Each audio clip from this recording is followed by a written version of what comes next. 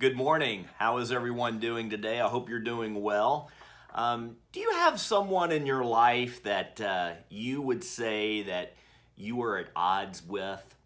Uh, Maybe you've had disagreements in the past. Maybe there's just something that's gotten under your skin with that person, and maybe under their skin with you.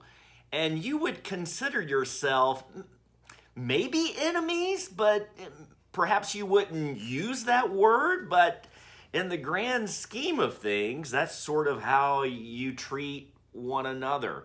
Do you have someone like that in your life? Or maybe more than one person? What does Christ say about that? Well, if you go to Matthew chapter 5 and going through chapter 7, you will see the most famous sermon of all time, the Sermon on the Mount. And in Matthew 5, verse 44, Jesus says these words, "But I say, love your enemies.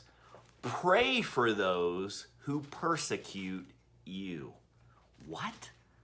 I mean, it goes against the grain, doesn't it? It goes against our sinful propensity, our sinful nature, our sinful inclination to actually love the person that you're at odds with, love your enemy, and then to pray for them, to pray for those who persecute you, who treat you badly, who speak badly about you, maybe in front of you, perhaps behind your back even.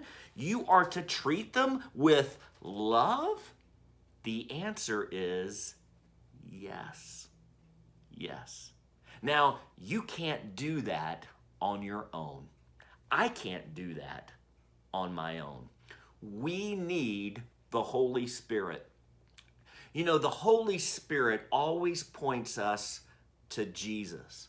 And the Holy Spirit has given us the gift of faith in Jesus. And because Jesus has loved and forgiven us, we are to love and forgive others. And through His grace and His power, yes, it is possible to love your enemies and to pray for those who persecute you. Now, love, we're talking about in the sense of agape Christian love. It doesn't mean they have to be your best friend or anything like that, where you invite them over to your home all the time or any time. But no, you are to love them as Christ has loved you. Yes, that's very difficult. But you know, the alternative is not to love. And that is not God's way. He has called us to love Him and to love other people. And through the power of the Holy Spirit, yes, it is possible to love your enemy and to even pray for them. Pray that God would soften their heart, would soften your heart, that God would bring you together in forgiveness and reconciliation.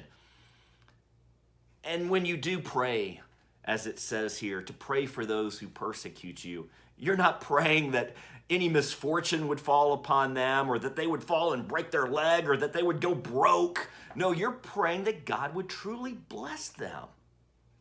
Yes, that goes against the grain, but through the Holy Spirit, that's what happens. And then we become a bold witness to the world of who has loved and forgiven us, who has transformed our lives, and it's Jesus. The Jesus who went to the cross, and on the cross He said, "Father, forgive them, for they know not what they do." Jesus loved, and He forgave, and He prayed even on the cross. So may God bless you as you practice what Christ says. Love your enemies, pray for those who persecute you. Give that to God. Don't bear that burden yourself as it leads you to seek revenge and to hold grudges and animosity, but give it to God as you love the Lord, as you love that person, and as you pray for that person. All right, God bless your day. Pass these Take Fives on to other people. We will see you tomorrow. Bye-bye. God bless.